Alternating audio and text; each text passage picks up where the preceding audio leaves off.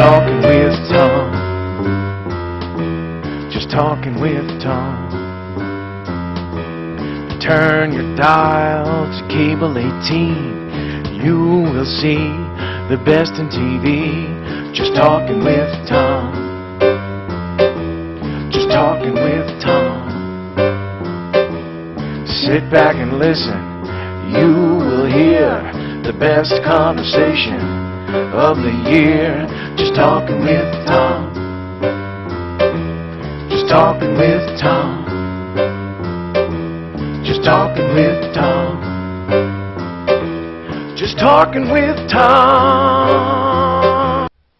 Welcome to Talking with Tom. I'm Tom Dacey alongside Ed McCarver. Hello, Edward. Hello, Tommy. How are you? Good. We had so much fun the last show that we brought our guest back for round two. Yeah, deja vu, and a delightful deja vu it is. It's let's welcome, but let's jump right into it.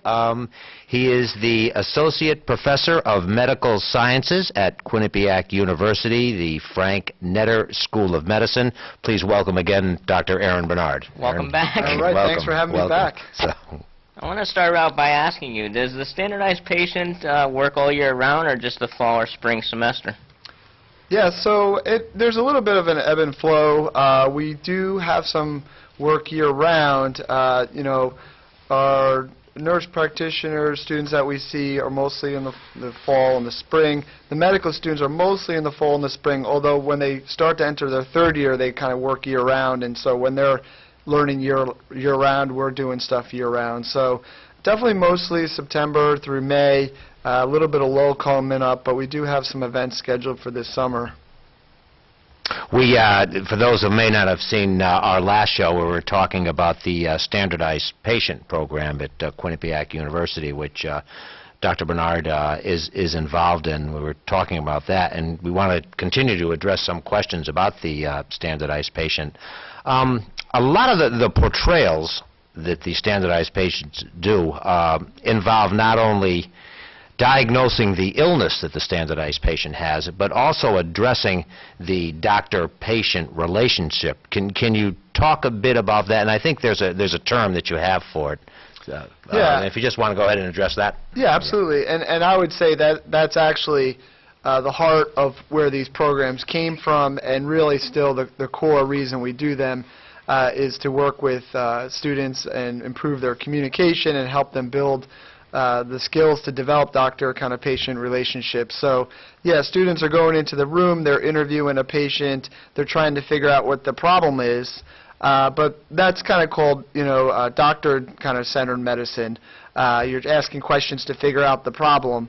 But we also try to teach our students, and our focus of this is kind of patient-centered medicine, where, the students should also develop that relationship. And, the way we do that is we have our kind of checklists that the standardized patient fill out. There's some that are more just process thoroughness, did that, didn't do that. But then there's this other checklist for communication called the kind of master interview rating scale, and that rates students on their introduction, asking the patient, so you told me all about this symptoms you're having, do you have any thoughts on that? A lot of patients want to contribute. They have thoughts. They've thought about it.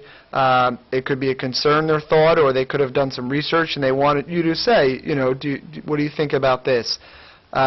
We ask our students to make sure they ask the patient, how you told me all about this condition. That sounds like a lot. How's that impacting your life? We have a rating scale for empathy, and things of that nature. And that's really important. And again, last time we talked about how this is now kind of a part of the students' national boards. And that was one of the things that was felt that was missing in medical education, is that skills of developing, communicating, building that relationship. And it's not only important for our patients, in an era where we really want our patients to be satisfied and happy customers, but there's a lot of evidence that it's not just feel good, it's important. So what we'll find is that patients that feel like they're contributing or involved in the discussion, have a good relationship, they're more likely to show up to their appointments, to take their medications. And then the other thing, there's been shown that there's therapy just from having and which is why people see therapists, because people feel better in just having a good conversation, being around somebody they trust and relate to. So they've been shown that, you could kind of lower people's blood pressure, put them at ease just by the way you talk to them. So, yeah, a large part, if not, the most important part of what we do is helping students develop the skills to build that relationship, to communicate well with patients. It almost sounds like something, and I think in my parents' day they used to call it bedside manner. That's right. Lead into our next question. Yeah. How important is, and they still call it bedside manner, but how important is that in? We do. That term comes up a lot, and patients are very. They'll tell you sometimes, that I like that person who just saw me had a good bedside manner, or they'll say, last time I was here I saw somebody and they didn't have a very good bedside manner. So, yeah, I think that term is still used. It's kind of, non-specific, and so we really try to tease down, the elements of what makes a good bedside manner. So we talked about in the last episode how some people are just kind of naturally gifted at kind of empathy and talking to people, and other students might not have that same gift to some extent, but really all of them, there are specific skills you can teach students that can take, the average students to good, the good students to great. So all of our people entering healthcare can get better with some coaching. And some of that bedside manner in the olden days was taught by just watching somebody, and that just kind of goes to kind of random luck. Who were you watching? What did you pick up from them? And it wasn't very well, thought out, and students were instructed, so that it was kind of just luck of the draw how you develop that skill by who you actually were in front of. But now we're able to kind of standardize, make sure we know all of our students are getting the same instruction. So hopefully, at least they all have some baseline, equivalence in terms of a reasonable bedside manner that patients will relate to. Can you tell me what a physician's assistant is, and how does it differ from an actual physician? Yeah, that's a good question. And so in our program, our standardized patients will provide, educational experiences to not only the medical students, but the physician assistant students, the nurse practitioner students. And so a physician assistant is what is kind of termed a mid-level provider, which means they're kind of in the same category as a nurse practitioner in that, their training is a little bit different than a physician's, but they're trained appropriately to be able to, do a lot of the same things what you would normally think a physician would, traditionally do. Interview a patient, examine them, come up with a diagnosis, write a prescription, or, recommend treatment or testing. So they have, similar but different training. They're eventually, when they're, board certified, they're allowed to do some similar jobs, but the differences are subtle but important as well. The medical students, might have in some instances kind of longer training where they'll get more specialized training and really become specialists, or longer training where they're able to kind of supervise other providers besides just themselves. I hope that explained it fairly well. Actually, on that same vein, what's the difference between a nurse and a nurse practitioner?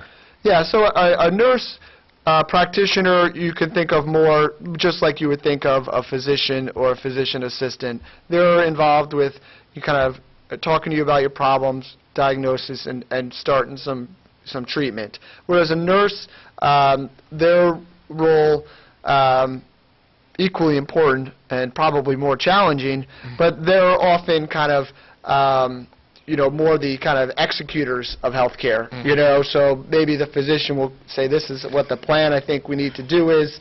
Do you agree with that? And the nurse will say, I think that's good, but, you balled up that medication order, which happens. And then you get the plan together, and then they really are kind of the people who execute it, do the kind of the hard work of making sure it happens is probably the way I would put that. Okay. Do you think there are enough doctors practicing today with the baby boomer generation?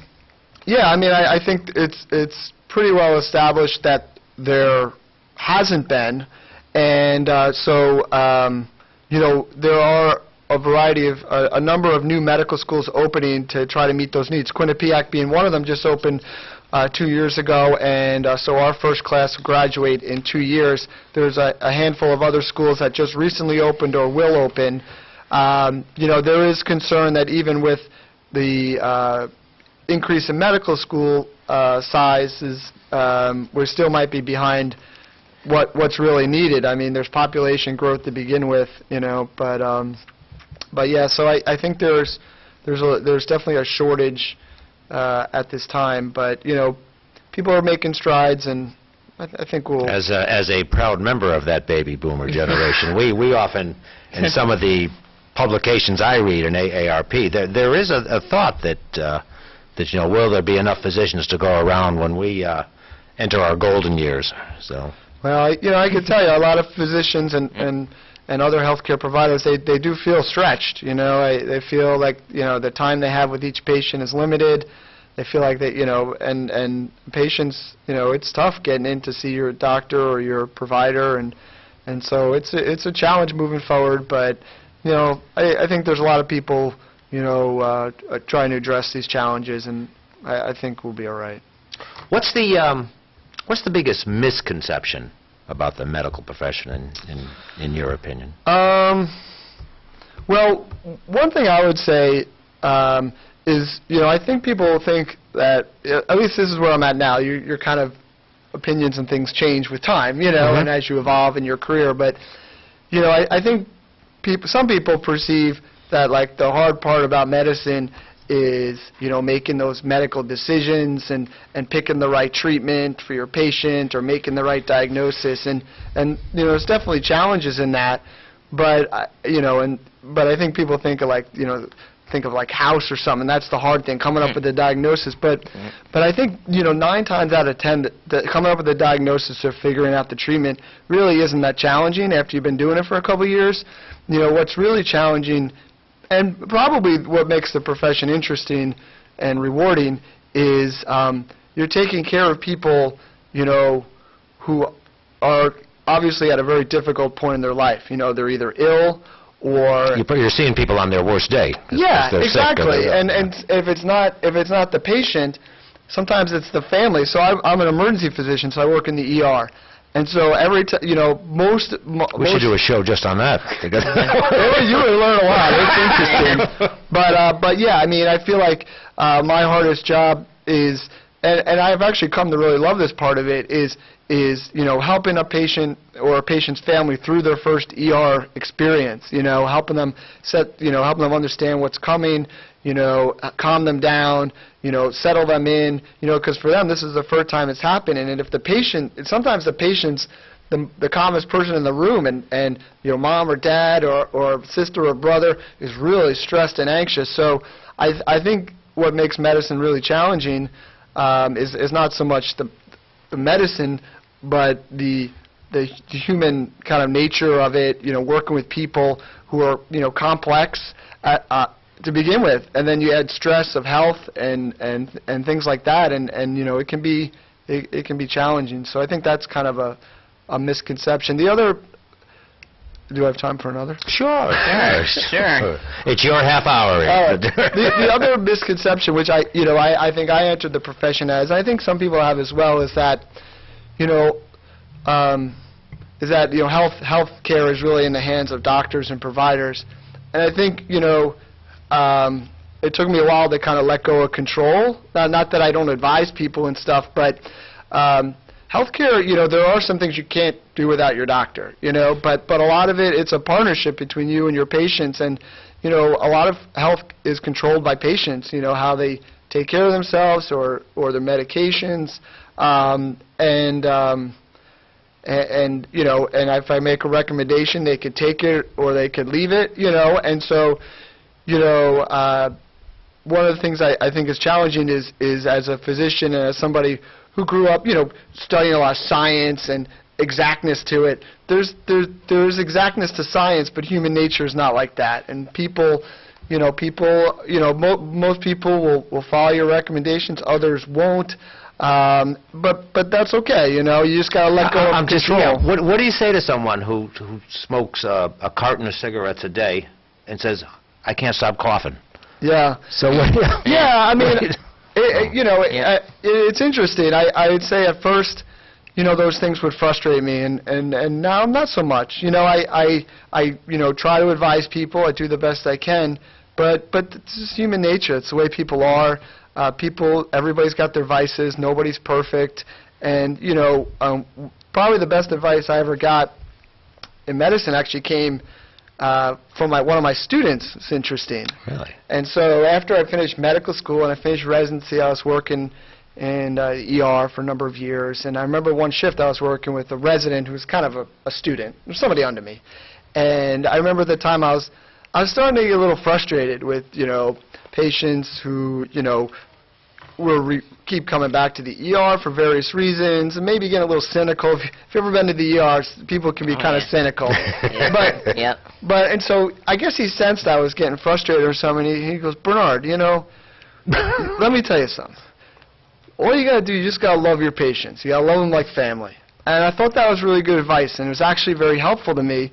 You know, they are like family. You know, family are imperfect. Family make mistakes. They do things that frustrate you, but they're still family, and you still welcome them back, and you do the best you can. You know, so that was something I learned from my students. So we're talking to Dr. Aaron Bernard, Associate Professor of Medical Sciences at Quinnipiac University in North Haven, the Frank H. Netter School of Medicine in North Haven. Tommy? What is the worst thing about being a doctor, and then what is the best thing about being a doctor? Take all the time you need. Yeah, well, I would say a couple things are the best thing. One is it really is a nice way to spend your life, because by the time you're from college through medical school through residency, you're surrounded by people that are kind of, you know, like-minded in that, you know, they're all in it. They're interested in learning. They're interested in, you know, doing something positive with their life and, you know, trying to help out others. And they're motivated, you know, not, you know, solely by money or self-interest. And so just the opportunity to be around those sort of people, doctors, nurses, is kind of a blessing in itself, you know, being around such great people. That would be one thing. And then also it really is kind of fascinating to be able to work in medicine. I think everybody finds it fascinating, which is why, you know, a lot of the shows on TV are so popular. I mean, because it's fascinating stuff. You hear about conditions and you try to figure it out. It's like being a detective. Here are the different puzzles, and you try to figure out and put the different clues together and come up with a diagnosis, and then you try to apply treatment, like, you know, and see if people get better. And then, so those would be two. And then third is obviously, it is rewarding. I mean, you know, in my job in the ER, usually we see people for a short period of time, so it's not too often that, you know, we catch them when everything's perfectly better and they say, "Oh, thank you, that was so great." But it is rewarding to see people who come through the door and kind of in distress or, you know, at a difficult time, and being able to kind of help them through that time and you know, be there for them. I think it's pretty rewarding, you know, when you're at the end of your shift, when you finally get a moment to sit back and relax. Sometimes at home when you're, you know, just relaxing and you think about it, you know, that's pretty rewarding. What's the worst part? I don't know. I mean, every job's got its challenges. I have to think about that a little bit. The hours are long, but you need a passion. I remember once we interviewed a musician, and he said he put a lot of hours in, but the passion was there. I have a feeling it's the same in your profession. Yeah, I don't think doctors generally, you know, I think with time they get worn down a little bit. That's human nature. But yeah, I mean, the hours, the way we're built, you know, we're generally, you know, happy to be there and to have the opportunity to take care of patients. But, you know, a lot of people work hard, so I try, you know, sometimes I finish my ER shift, and then, you know, everybody has their vices, as I said, so sometimes I'll duck into the Wendy's drive-thru, you know, and then I'm like, you know what, my shift just ended at 11, this person's still there. And I see the McDonald's 24-hour drive-through, and I'm like, 24 hours, you know? And so, you know, we're not the only people who are working hard, and so I try to stay grounded with that mentality. But, yeah, I would say maybe it can be a little discouraging sometimes when you can't help people based on either there's only so much you can do, you know, and it's not patient's fault, anybody's fault. I mean, that's, you know, medicine. There's disease and death. You're around it a lot. It can be kind of exhausting. You're around people who are stressed a lot, which, you know, there's a term for it. I'm trying to think of it, compassion fatigue that you can experience. And, you know, you're around sick people so much, you know, it can be kind of exhausting, and you kind of put up these barriers and such. And but I think that's why we take vacations. And, you know, I think that's important for everybody to do, and step away so you can come back and be fresh. But I think maybe those are some things that are challenging.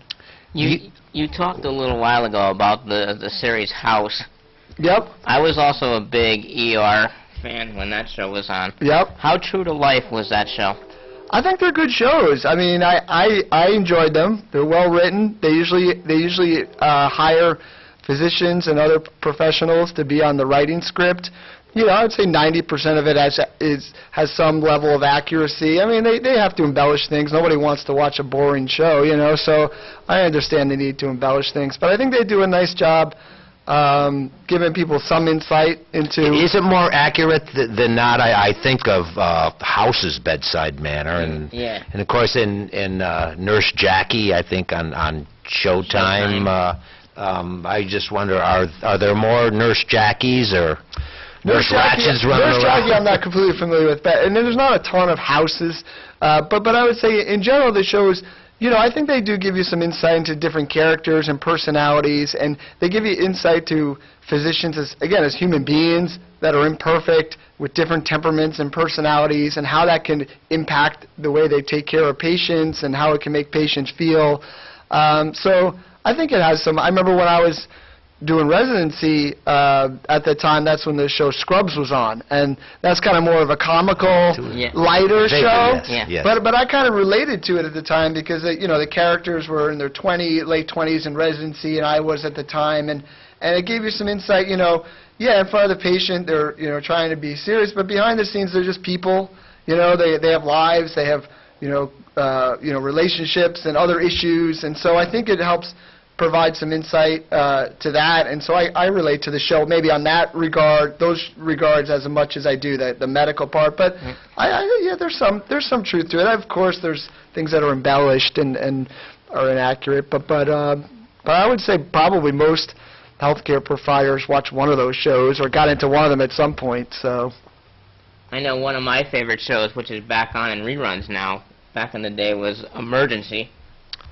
I do remember that. Yeah, I can't say I've watched that, but I've seen it. I think I've seen it on Netflix. Remember, I'm not sure. Marcus Welby. Yep, my mom used to watch that too, but I understand that they actually went through EMT and medical training. Oh, is that right? For emergency, Yep. So, interesting. Interesting, huh? Again, we're talking to Dr. Aaron Bernard, Associate Professor of Medical Sciences at Quinnipiac University. What advice would you give someone's watching and says, I want to be the next Dr. Aaron Bernard? Oh, man. What got big shoes to fill. I'm just kidding. What advice? And what advice did you get when you were, besides the treating patients like family? Yeah. I mean, I guess, one thing that we try to teach our students, and I think it's good advice for anybody, is, but especially physicians and students, is, you know, we're very kind of goal-oriented, and we're always, you know, looking ahead. If I can get through medical school, if I can get through residency, once I become a physician, you know, this is where I want to go next. That sometimes we don't take the time to step back and appreciate where we're at and, you know, where things are at. And so, it is a marathon. It is a marathon, but I think I feel like sometimes the students are always just trying to fast forward to the end of the marathon. But I think, you know, I loved residency, and that's supposed to be like the hardest part. But I loved it. I just thought it was so interesting. I was learning stuff. People were finally starting to pay me some money, and they were paying me to show up at work and be around friends I liked and colleagues we were all figuring things out together and learning together and being with patients. And so, I think it's important to kind of just, when you can, just try to step back and reflect and realize where you're at and be like, yeah, there's somewhere to go, but try to appreciate the journey, whether you're in pre-med and you're studying for organic chemistry, you're in medical school, you're studying anatomy, you're in residency, and you're trying to gear up for your boards, that you'll get through, but don't miss out on the ride, because I think it's fun. Do you find a lot of the students are doing that? They're just not thinking about now, just saying, well, I wish it was 5 years from now, something? Yeah, I was interesting. I was walking through the university, and they had some sort of social gathering for the students. And, I was thinking, well, this is great. They had an interprofessional gathering. There were medical students and PA and nursing students all together. And that's one of the nice things about Quinnipiac is it's all on that one campus. And I bumped into some medical students, and I said something along the lines of, this is great. And they said, oh, yeah, being a medical student, it's great. I go, you don't realize that this is about as good as it's going to get. You're 25, you're bright, you're strong, you're motivated, the world's in front of you, you're around, great people. I mean, you're at a social gathering. I'm like, enjoy it. Don't worry about that test in 2 weeks. And you got to study for it, but right now, try to enjoy the moment. So, but what are you going to do? We have got about 2.5 minutes left, I think. Oh, wow. 2 minutes. I have one final question, and it's maybe not all that facetious, but house calls. Well, do you think you'll ever see the fact people coming with a bag to the house to? They're already back. They're already back. Oh, are they really? Yeah, and they're trying to make a bigger. I was just watching some thing on CNN where somebody was doing house calls in Baltimore, and he was saying how hard it was for his patients to get medications and stuff. But yeah, actually, one of the big pushes, one of the big problems in healthcare is people get discharged from the hospital. They don't get the care they need, and they're back in the hospital. So there's push to pay for house calls, whether it's a physician or a nurse practitioner or a PA or somebody to go out and take care of the patient, make sure they got what they need, because it's a lot cheaper to do that than it is to have them readmitted to the hospital. So, yeah, so they're back. How much they're back, I don't know. Yeah, I didn't realize that. Yep. Good. Boy, this is a great Well, show, speaking of marathons, this has been a sprint. We're at the finish line already. So. Well, I want to thank you, Aaron. Thank you. It's my pleasure. Great pleasure. And we must do this again and tell some more ER stories. stories. I was going to say, well, there's HIPAA laws, but we'll come up with something. That's another one of my favorite shows, Untold Stories of the ER. That's a good one. But, Ed, great Thank show you, as Tommy. always. And we will be back with our anniversary show also. So stay tuned for that. Good night, everybody. We want to thank Peter in the control room. Great job, Pete. Outstanding job as usual. Good night, everybody, and we'll see you next time.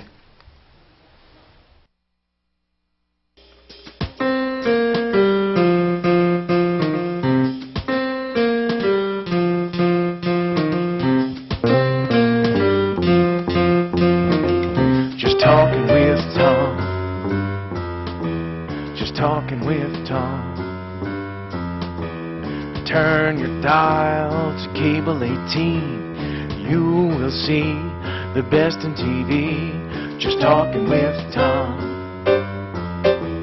Just talking with Tom. Sit back and listen.